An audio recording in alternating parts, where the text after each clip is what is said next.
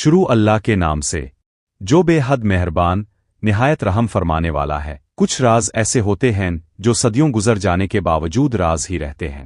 کچھ کہانیاں تاریخ کے اندھیروں میں دفن ہو جاتی ہیں، اور کچھ سوال ایسے ہوتے ہیں جن کے جواب آج تک انسان تلاش کر رہا ہے۔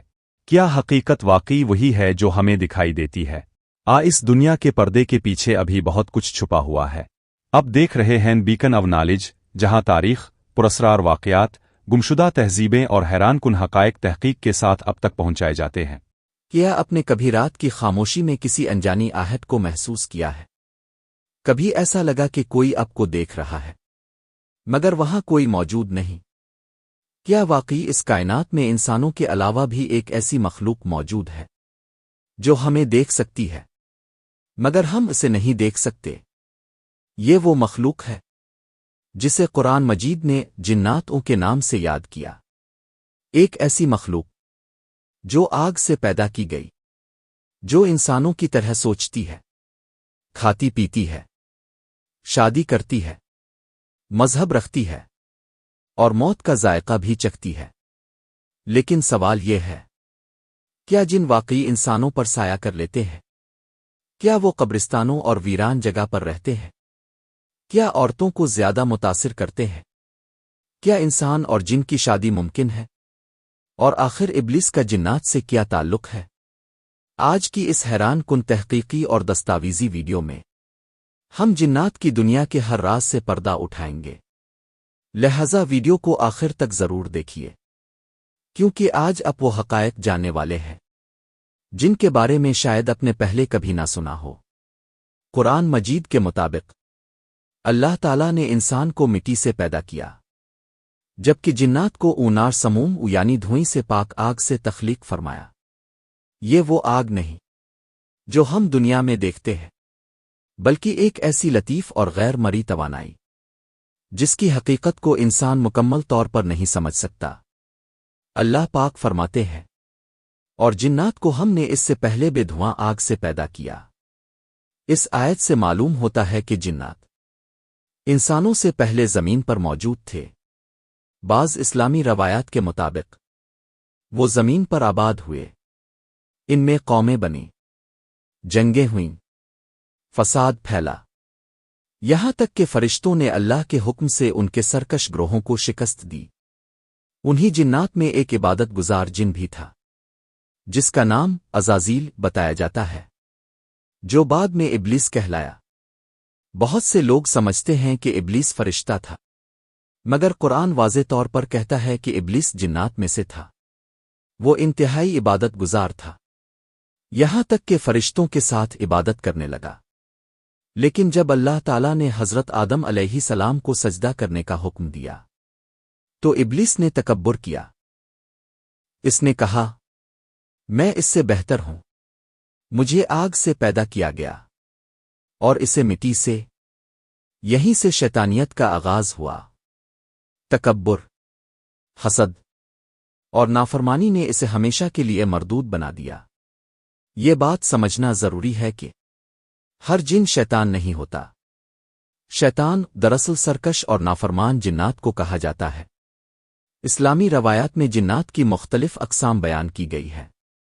کچھ جنات ہوا میں اڑتے ہیں، کچھ سانپوں اور کتوں کی شکل اختیار کرتے ہیں، اور کچھ عام انسانوں کی طرح زندگی گزارتے ہیں۔ بعض روایات میں عفریت کا ذکر بھی ملتا ہے، جو انتہائی طاقتور جنات میں شمار ہوتے ہیں۔ حضرت سلیمان علیہ السلام کے دربار میں ایک عفریت نے ملکہ سبا کا تخت لمحوں میں لانے کی پیشکش کی تھی۔ روایات کے مطابق جنات ویرانوں، جنگلات، غاروں، سنسان میدانوں، کھنڈرات اور قبرستانوں میں رہنا پسند کرتے ہیں۔ اسی لیے اسلامی تعلیمات میں رات کے وقت سنسان مقامات پر غیر ضروری جانے سے منع کیا گیا ہے۔ بعض احادیث کے مطابق غسل خانوں اور نجاست والی جگہوں میں بھی شیاطین کی موجودگی زیادہ ہوتی ہے، اسی لیے بیت الخلاء میں داخل ہونے سے پہلے دعا پڑھنے کی تاکید کی گئی۔ لیکن یہ سمجھنا غلط ہوگا کہ ہر قبرستان ہر ویران جگہ میں لازم نہ جنات موجود ہوتے ہیں۔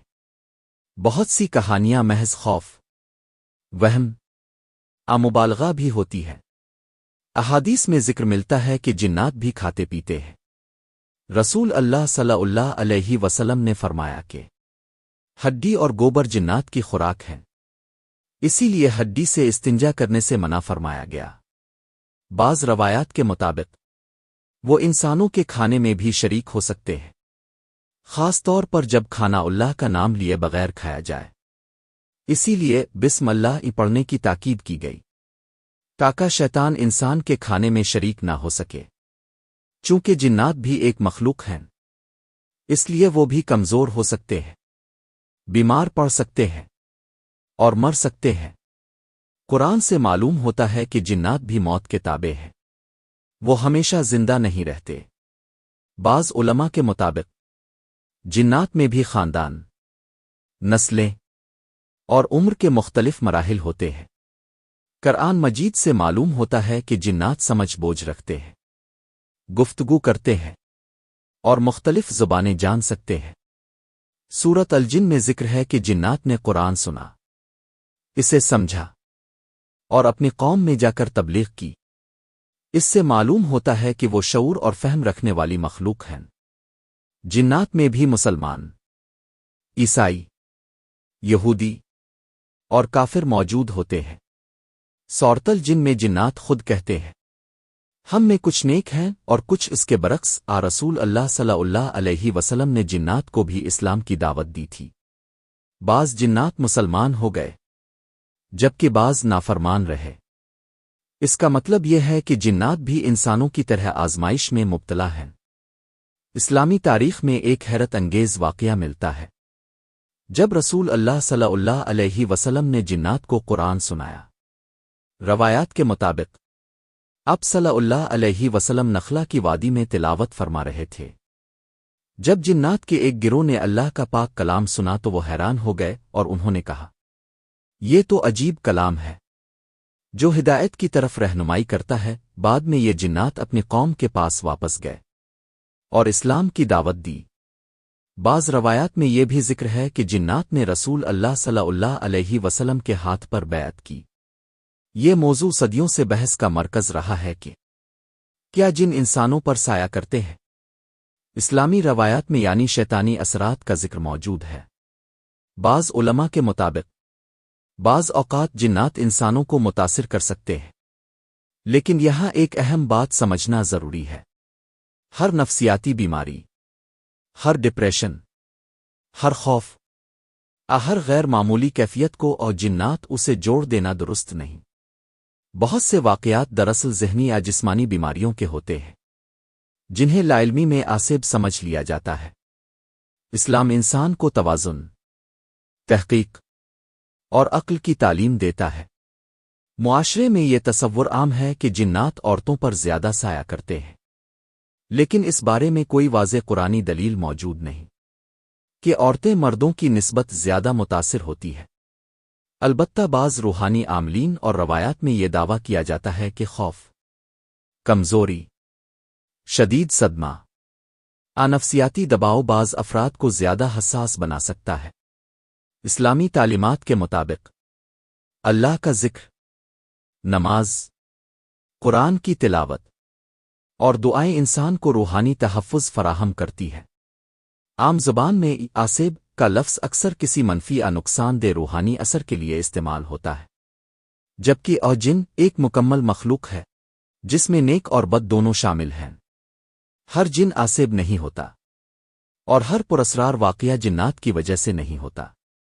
بعض سرکش جنات انسانوں کو ڈرانے، گمراہ کرنے، نقصان پہنچانے کی کوشش کرتے ہیں۔ شیطان کا سب سے بڑا ہتھیار خوف ہے۔ وہ انسان کے دل میں وسوسے ڈالتا ہے، اسے مایوس کرتا ہے اور اللہ سے دور کرنے کی کوشش کرتا ہے۔ اسی لیے قرآن بار بار کہتا ہے، بے شک شیطان تمہارا کھلا دشمن ہے۔ بعض احادیث اور روایات سے معلوم ہوتا ہے کہ جنات مختلف شکلیں اختیار کر سکتے ہیں، خاص طور پر سانپ، کالا کتا، بعض اوقات انسانی شکل، لیکن ہر عجیب منظر سایہ جنات نہیں ہوتا۔ کئی واقعات خوف، اندھیرے، وہم اور انسانی ذہن کے کھیل بھی ہوتے ہیں۔ جنات بھی خاندان بناتے ہیں، شادی کرتے ہیں اور ان کی نسلیں ہوتی ہیں۔ قرآن میں ابلیس کی اولاد کا ذکر موجود ہے۔ اس سے معلوم ہوتا ہے کہ جنات میں افزائش نسل ہوتی ہے۔ بعض علماء کے مطابق ان کے معاشرے، قبیلے اور خاندان بھی ہوتے ہیں۔ یہ موضوع ہمیشہ سے تجسس کا باعث رہا ہے کہ کیا انسان اور جن کی شادی ممکن ہے؟ کئی داستانیں، فلمیں اور کہانیاں انسان اور جن کی شادی کا ذکر کرتی ہیں، لیکن معتبر اسلامی علماء کی اکثریت کے مطابق ایسی شادیاں نہ فطری ہیں، نہ شرعی، اور نہ ہی ان کے حق میں کوئی مضبوط ثبوت موجود ہے۔ بہت سی کہانیاں محض افسانے، دھوکہ، نفسیاتی اثرات بھی ہو سکتی ہے۔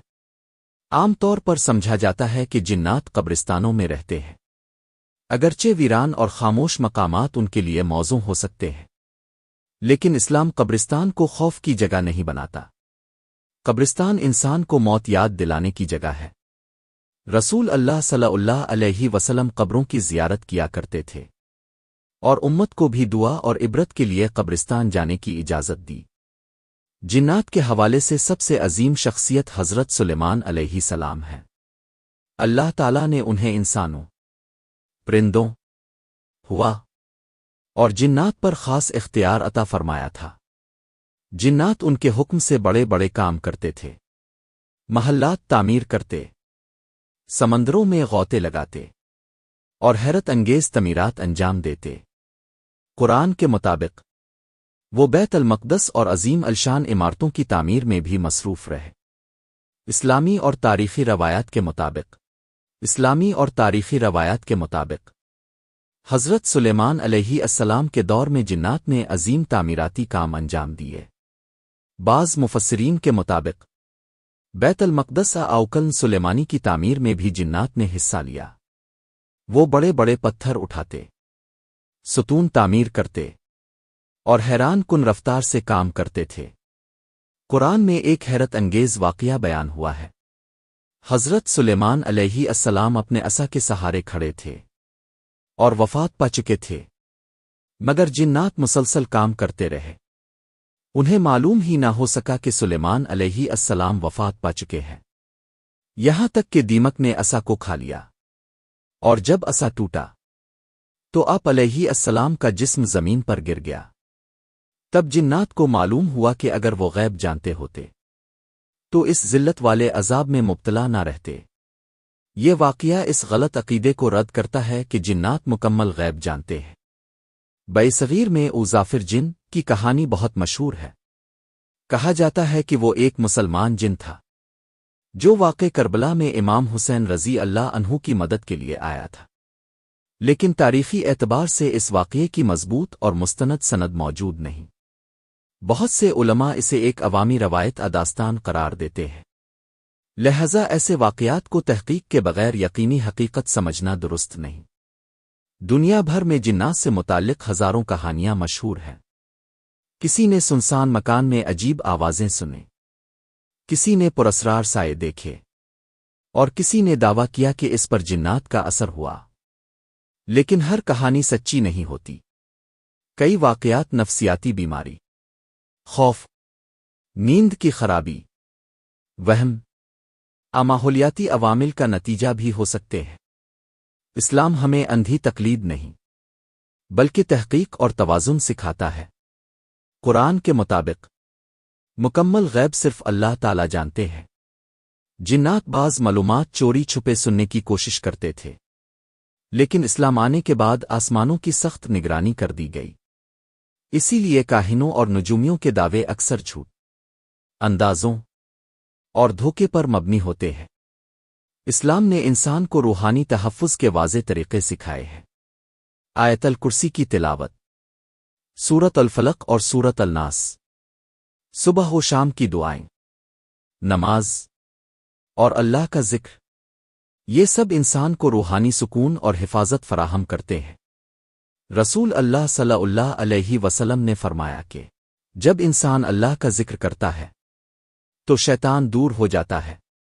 جنات اللہ تعالیٰ کی ایک پراسرار مخلوق ہیں، وہ موجود ہیں مگر ہماری دنیا سے مختلف انداز میں زندگی گزارتے ہیں۔ اسلام ہمیں یہ نہیں سکھاتا کہ ہم ہر وقت جنات کے خوف میں مبتلا رہیں، بلکہ یہ سکھاتا ہے کہ ہمارا ایمان مضبوط ہو، ہمارا تعلق اللہ سے قائم ہو، اور ہم توہمات کے بجائے علم اور تحقیق کو اختیار کریں۔ یاد رکھیے، سب سے بڑی طاقت کسی جن، شیطان کی نہیں، بلکہ اللہ رب العزت کی ہے۔ گرامی قدر ناظرین، ہر کہانی اپنے پیچھے کئی سوال چھوڑ جاتی ہے، اور ہر راز ایک نئے راز کی طرف دروازہ کھول دیتا ہے۔ آج کے لیے اتنا ہی۔ اگر یہ سفر آپ کو پسند آیا ہو تو بیکن آف نالج کا ساتھ ضرور دیجیے۔ اب اپنے میزبان کو اجازت دیجیے۔ ایک نئے سفر، ایک نئی حقیقت اور ایک نئے راز کے ساتھ دوبارہ ملاقات ہوگی۔ اب تک کے لیے اللہ حافظ۔